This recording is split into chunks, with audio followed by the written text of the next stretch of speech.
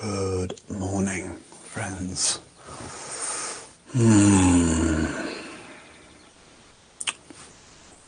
Here we are. Nice to see you.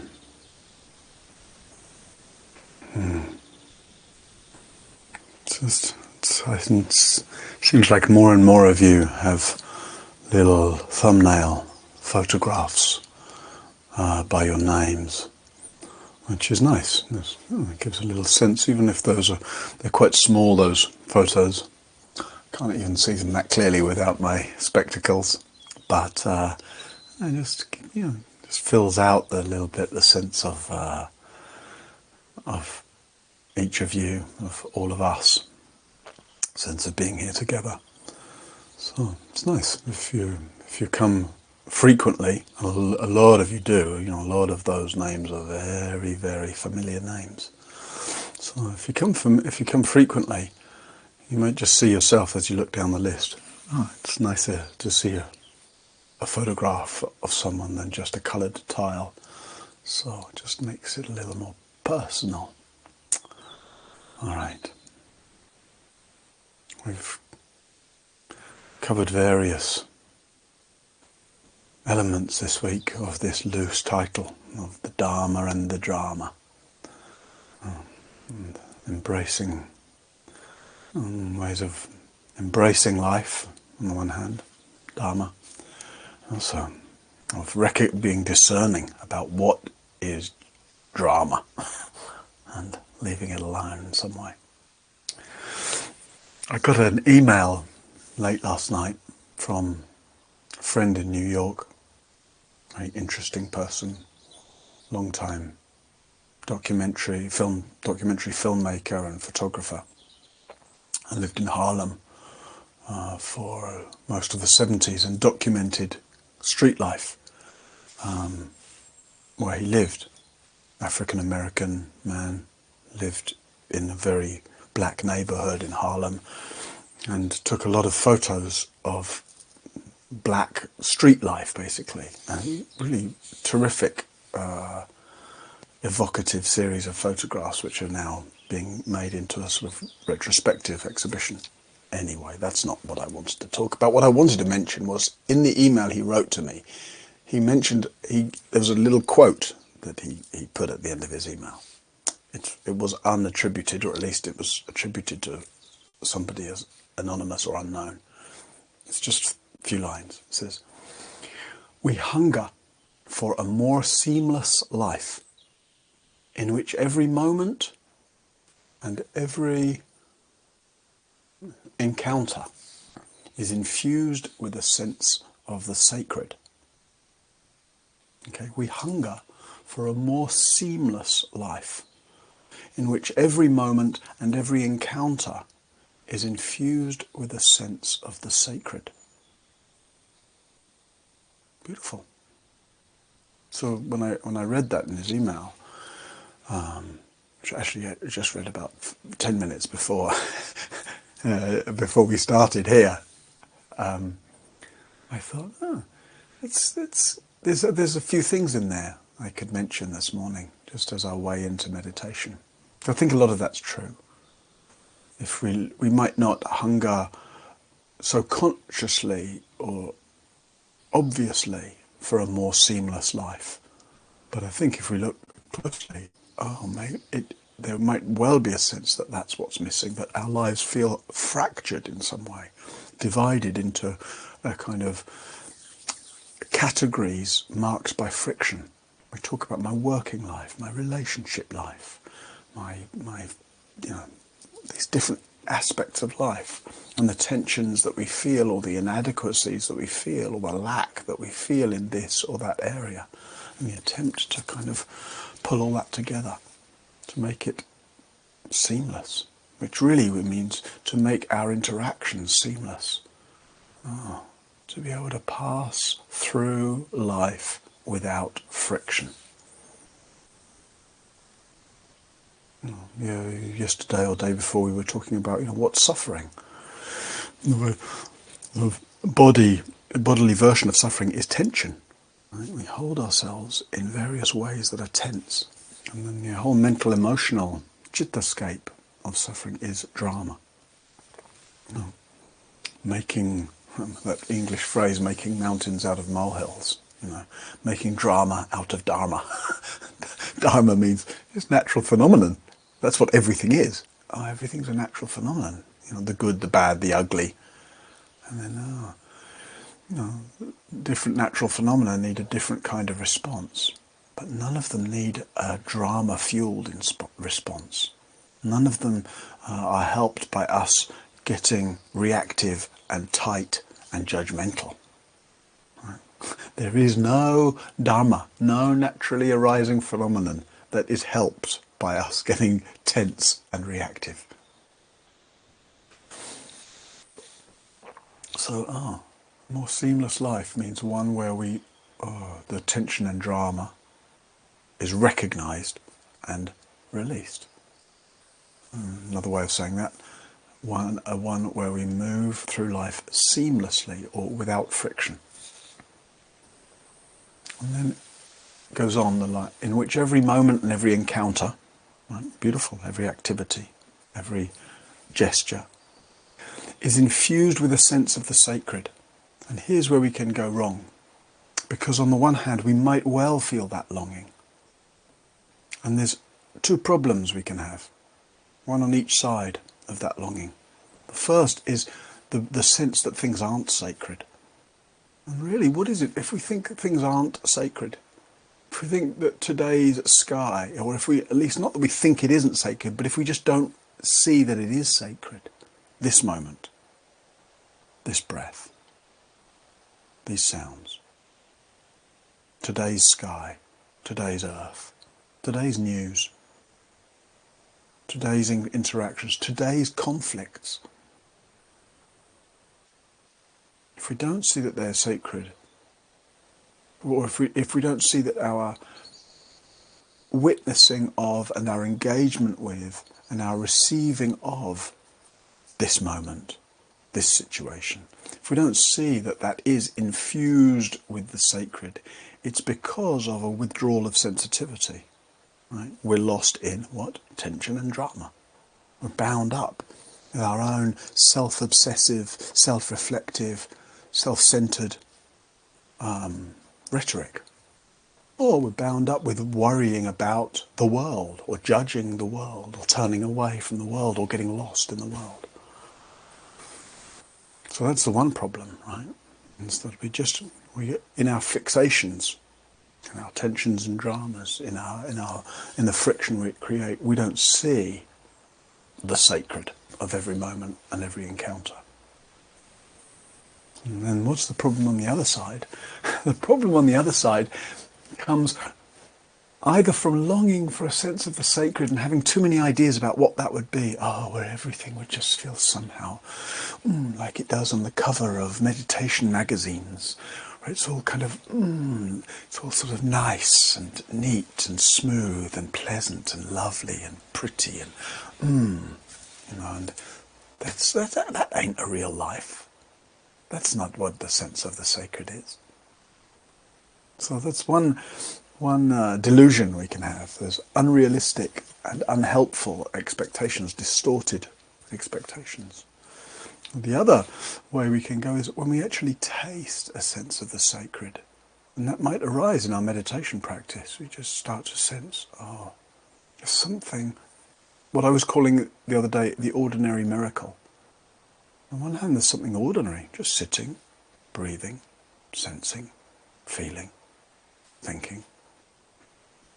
On the other hand, it's extraordinary. It's body just breathing, blood just pumping, mind naturally luminous, switched on, conscious. It's the incomprehensible sacredness of just finding ourselves in a human apparatus. It sees, it hears, it moves. And the incomparable sacredness of finding ourselves in a world that just unfolds, a world that unfolds, in which sunshine and rain, day and night, life and death, all unfold.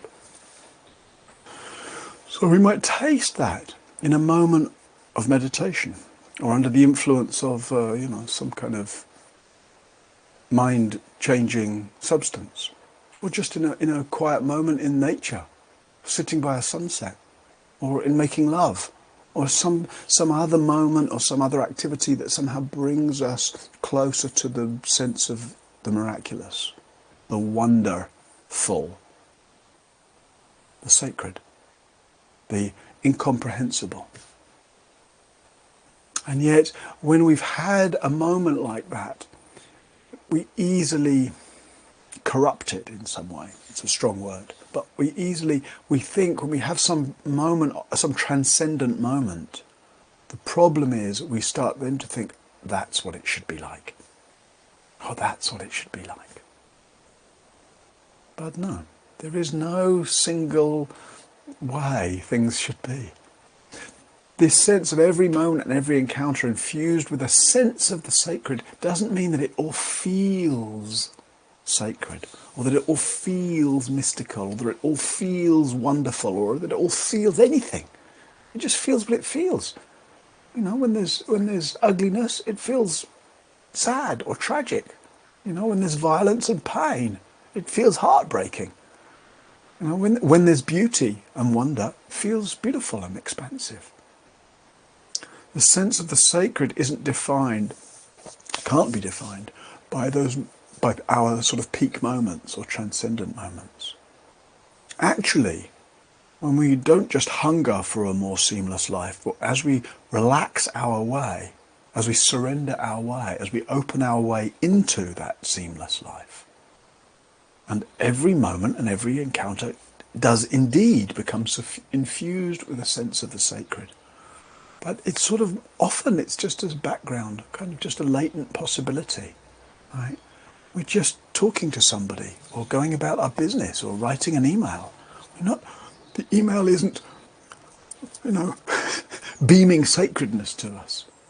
There's a sense that the sacred, the non-taken for granted, a sense of that the ordinary miracle of each moment is somehow, it's sort of latent, it's available. And as soon as we're reminded of that, then things open. The sense of the sacred is sometimes defined just by the possibility of remembrance, everything happening freely.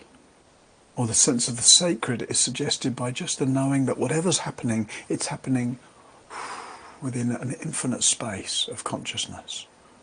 Or that whatever we're doing in such a way that we know kind of profoundly, whatever this is, it's not worth contracting around. So you might just inquire for yourself, what is available? We can inquire as we sit together in meditation, what's available right now? As that whispers of the sense of the sacred. And how might we give ourselves to life in such a way that we can taste that quality of seamlessness and frictionlessness. All right, let me see if I can post the quote in. I see somebody's just asking. There we go. All right, friends, please take your seat for meditation.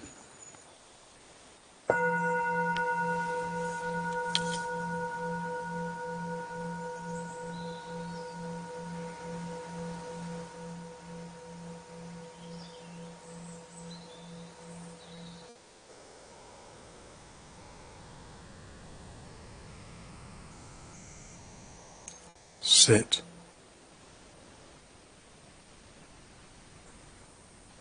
and sense into the sitting.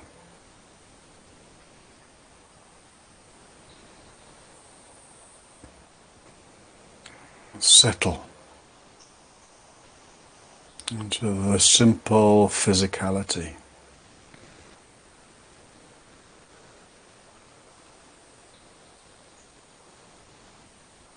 The aliveness of sensation.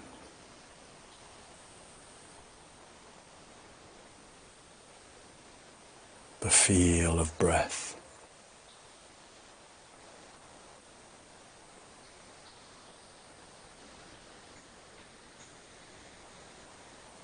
And let your attention gather and soak into the feeling of sitting here.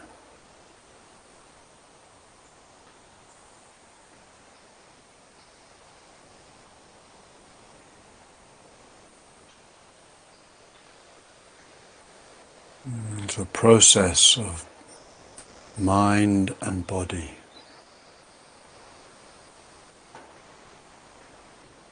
coming together into a unified field of experience, a seamless abiding.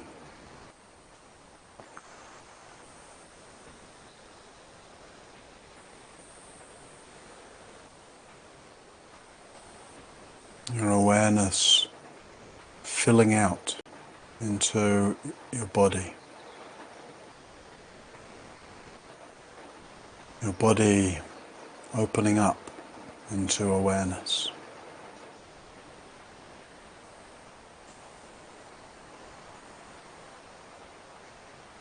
Sitting and breathing, sensing and witnessing.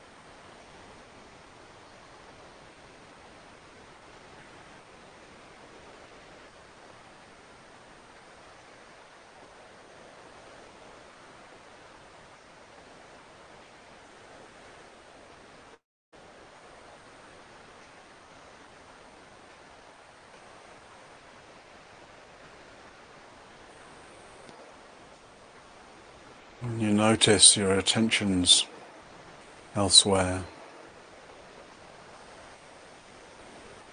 You notice it's the subtle tensions that inevitably contract around that distraction. Just soften. Relax the tension.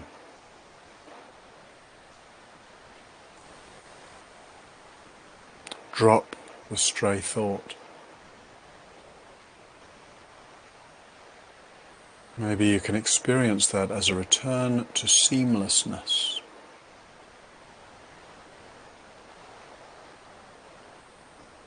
To the unified field of experience. Body and mind and world and awareness are a single field. A field of sensation, a field of breath, a field of sounds, a field of thought, a field of perception, a field of feeling. A field suffused by the luminous knowing that we call awareness.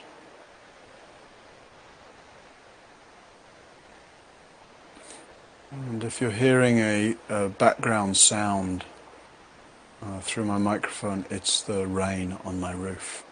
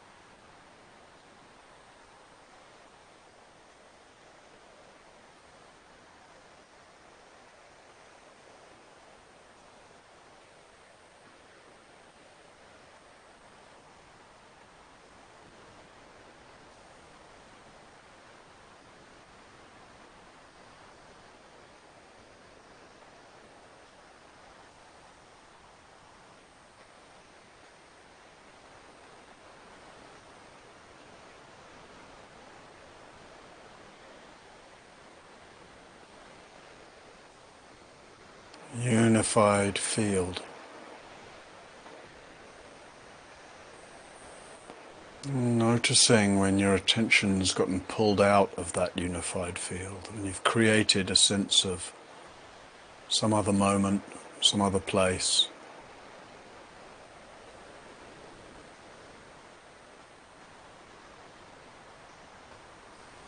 And you've created a sense of separateness. And the self seems to be inner and the world seems to be outer.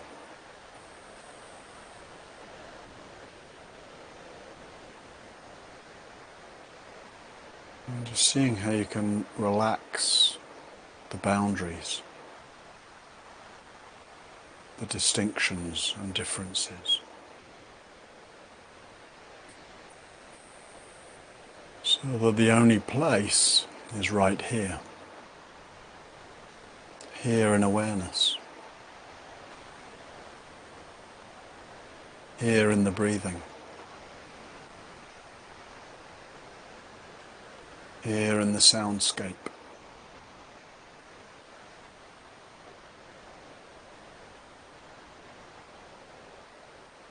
Here where sensations dance and flow. Here where thoughts flicker and fade.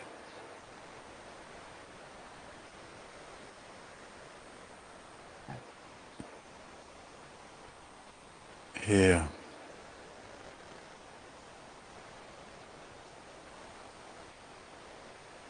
Where everything whispers of the sacred, the natural, the freely unfolding.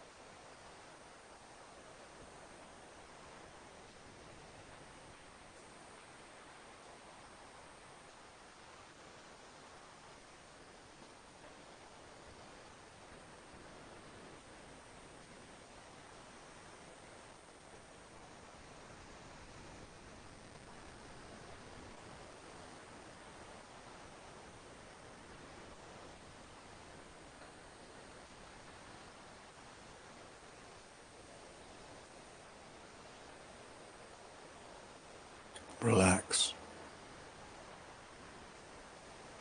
Drop everything. Give up on trying to manage your experience.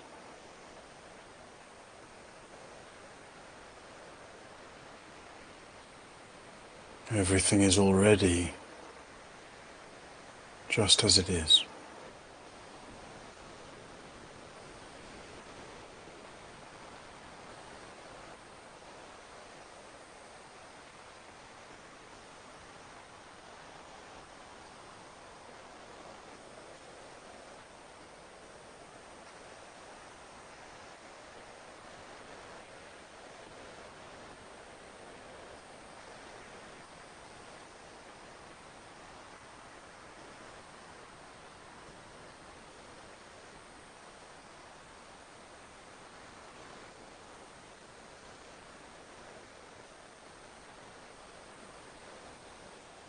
Relax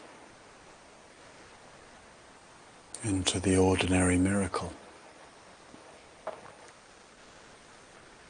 Breathing body.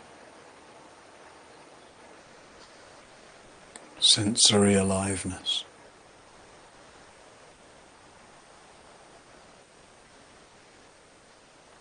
Incomprehensible awareness.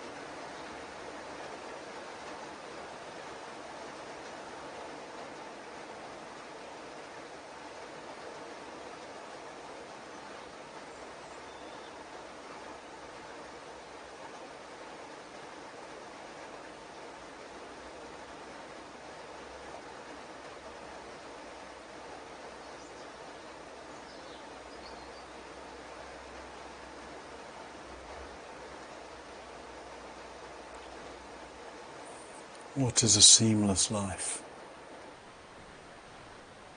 Not in the abstract, but right here. And what are the mechanisms, the habits that keep you from a seamless life? That keep you in a sense of division, separation, friction.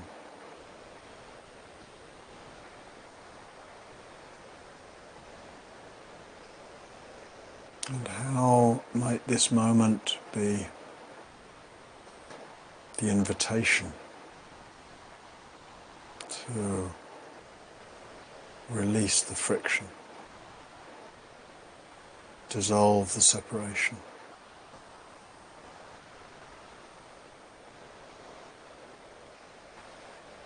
melt the divisions.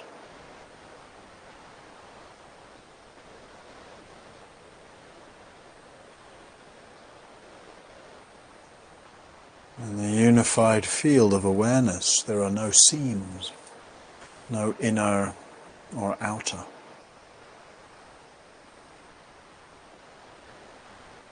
No here or there.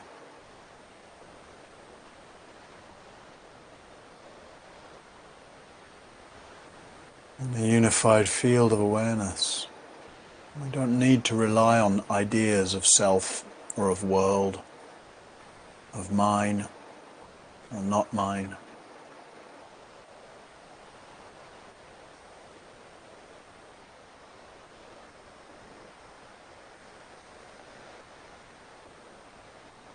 We don't need to manage, judge, reach for some particular experience or reject some other. We put down the burden. We relax the tension.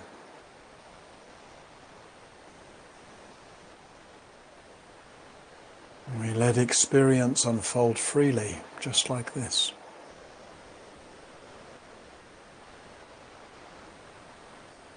We see that awareness abides freely, permeating everything.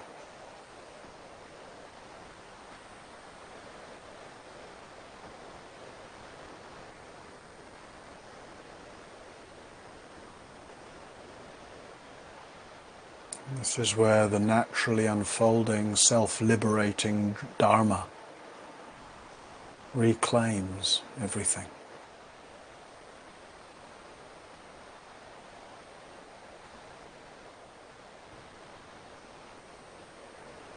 The seamless life, where each moment and each encounter is infused with the sense of the sacred.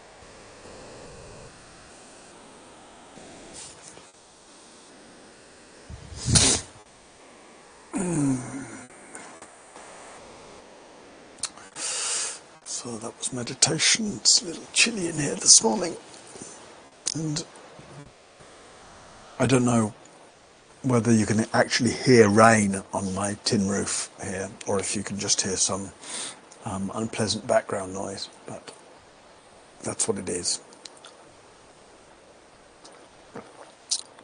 All right. A little time for questions, if you have them.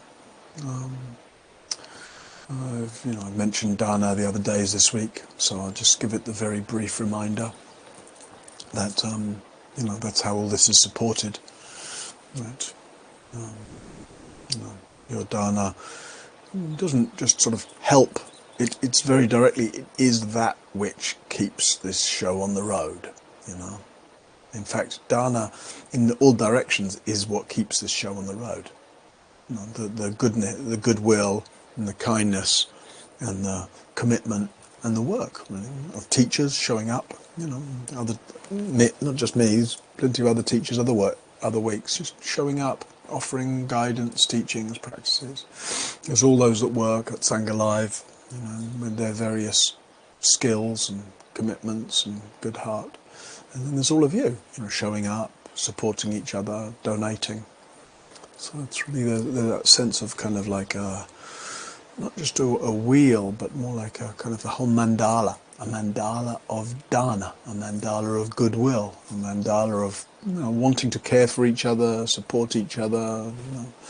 Support when you offer dana, you support the teacher to be able to keep teaching. You support the platform to keep happening, and you support anybody else whoever will come here and discover practice or discover teachings and practices in that way. So, in whatever way you feel able to or moved to offer dana, then wonderful. Thank you.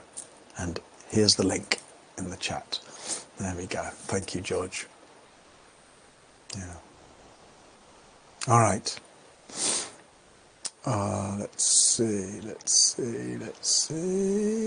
What are the questions? Shall we go back? Elizabeth. How to bring a sense of the sacred to today's task of renegotiating my broadband contract.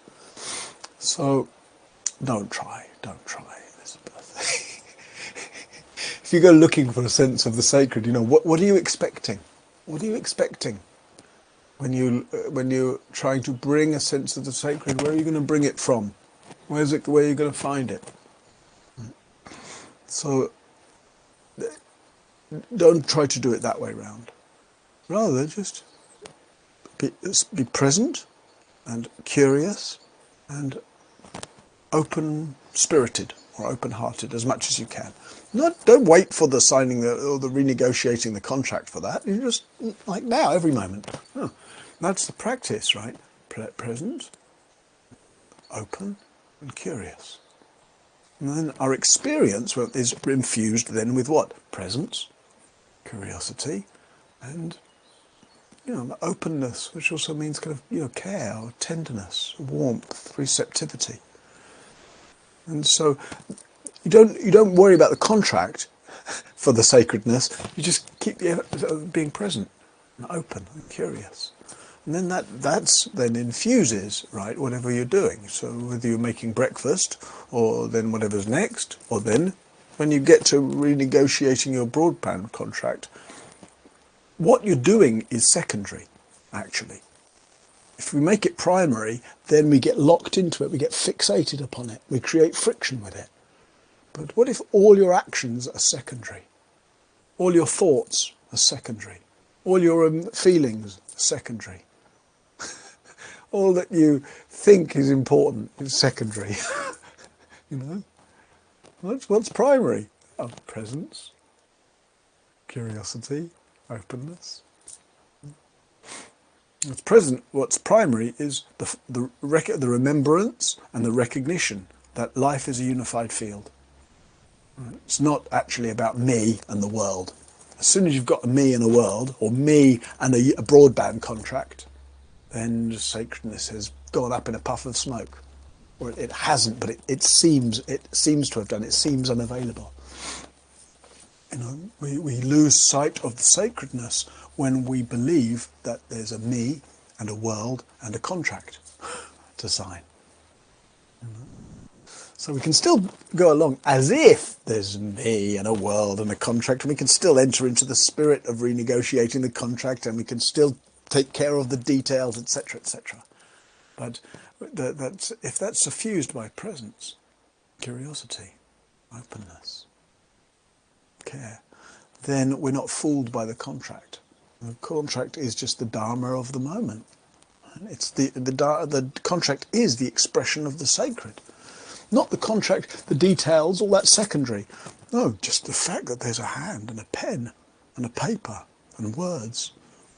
And just the fact that there's anything happening at all. The fact that there is this, the fact that there is a world of experience. That's the absolute cast iron clad 100 guarantee.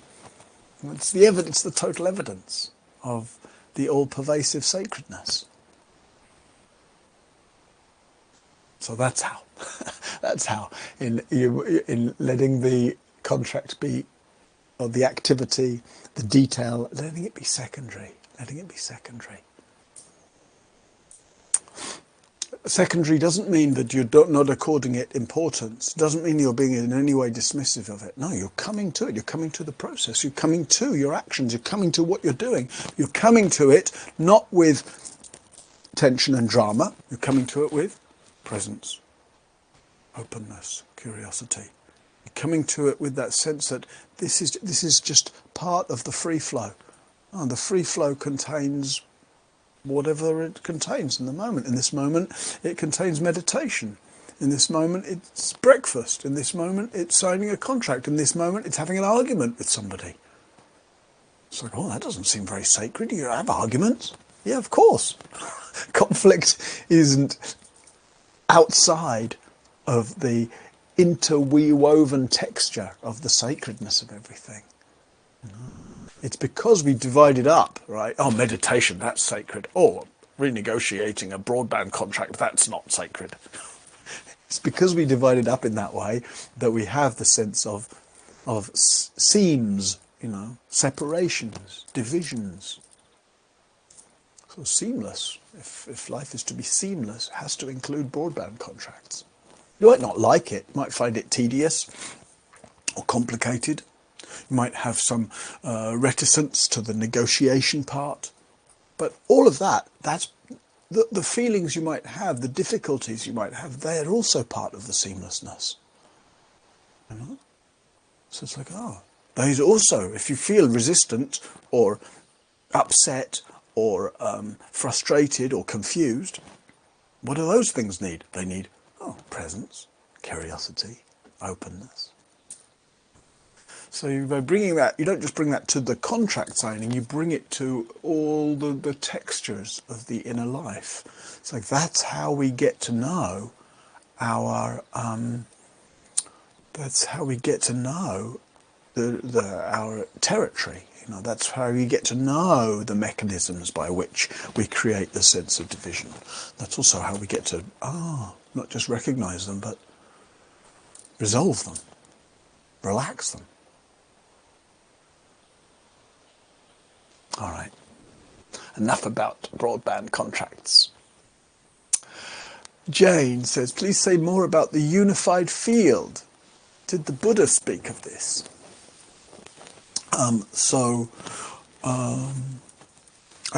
Maybe I did just say more about the unified field. I'm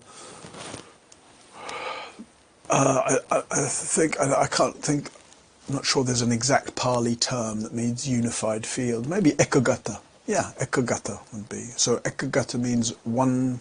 Ek means one. Gata, gone into one. Ekagata, gone into one. Usually that's translated as single-pointedness. Right? And I don't think that's very helpful because it makes people think of a sort of narrow single point. So sometimes in meditation, that idea of ekagata, it's like, one point, just this, as if everything should be happening, as if one point is narrow. But actually, ekagata, I would say, the one point is all-inclusive. Ekagata, like everything gone into a kind of single field. So actually, I've never quite thought of unified field as being a translation for ekagata. But it's pretty good, I think. In fact, it's a much better translation than single-pointedness, which I've always found clumsy and actually a bit unhelpful for most people. Because when you hear, your meditation should be single-pointed, like I say, it's like as if you're trying to bring it all into just a breath, just this moment. So no, rather single-fielded. No, there's that sense of expanse, of openness. Much easier to have a sense of fluidity and naturalness in a wide open single field than in a narrow single point. In a narrow single point, there's not much room, and then we tend to get tight, and then we're not just creating tension around our other experience, but around meditation as well. So yeah, there you go. That's how the Buddha spoke about unified field. Sinclair asks, I found the rain actually helped. Why might that be? I don't know why that might be, but it's interesting that a few of you are saying, that you found the background noise to be unpleasant until I said it was rain, and then it became pleasant. Just so, how interesting the way perception changes, with association. But it may have been. The more stimulation there is, the more our attention is held. So you just sit in meditation for half an hour. It's not that much stimulation. It's just your own breath, right? It's very easy to wander off. So, but then, my voice from time to time. That helps to keep it a little bit on track. And the more stimulation, if I talked constantly and said something, told witty anecdotes, that would help to hold your attention, right?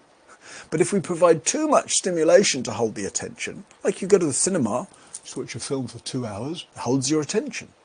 But you're not training your attention. The stimulation is doing all the work for you. So in meditation, we're actually training to have our attention stay without relying on stimulation. Because the stimulation holds your attention, but it also sucks your attention. It pulls it away, pulls it into the detail and the drama of what's happening. Right? So if you find, just sitting, no stimulation, and then you can't stay centered in some way, so you might add a little stimulation, like listening to a guided meditation. See? It's not too much, just a helpful amount of stimulation. And then, the sound of the rain, just having that sound, maybe that's what happened, is it just helped to hold your attention a little. Yeah. All right. Yeah. It's interesting, the sound of rain, like Ali, saying the way it reminds you of rain on the tin roof back home in your childhood. For me, the first retreat I ever did was, I spent 3 months in silence in a monastery in Thailand in 1990. And it was that time of year, monsoon time. And then many months after that, in the monsoon in the Himalayas, staying with my teacher, again with metal roofs. And so the rain on a metal roof is very, very evocative for me as well. Yeah. All right, let's see, last one. Lean says, I often feel a sense of wonder, like when I watch the magpie on the roof or feel my feet move. A meditation said this is not Buddhism. When I once talked about this. Maybe it's not Buddhism, yeah, but maybe it's Dharma. It's definitely Dharma. Might not be Buddhism. Who cares about Buddhism? It's Dharma. What is the Dharma other than the magpie on the roof or the feeling of feet moving? He said I should judge my meditation to see if it is good or bad, so as to learn from it. I said I didn't feel good. That didn't feel good, and I didn't see the need to do that. But it feels confusing what he says. I don't want to be disrespectful to this other teacher. I don't know the context, etc. But I would say, rather than judging your own meditation, just to be discerning. If you've got a lot of practice, you've got a lot of discernment, and you've been sitting for years, and you've sat with a whole bunch of teachers. So use your discernment. Just because somebody's in some role that says teacher doesn't mean you have to listen to them. Listen with certain openness and be discerning. Is this helpful or not helpful? And if it's not helpful, leave it alone. You don't have to judge the teacher, but if you're clear, this doesn't seem helpful to me, do you trust your discernment? Buddha was very clear about that, in the Bahaya Sutta, not the Bahaya Sutta, the Kalama Sutta. It gives these a whole list of reasons not to listen to teachers. Don't listen to somebody just because they're in an authority position. Don't listen to somebody just because a lot of other people listen to them. But listen, and with discernment, listen to say, does this have a ring of something true and helpful? And if it does, if it has the ring of something true and useful, then, take up that up as a resource, make good use of it. And if it doesn't have that ring, leave it aside. Just imagine if that's how we all listen to teachings. Plenty of people might come here and say, oh, this isn't useful, this isn't true, I don't like what's happening here, and they leave. That's okay.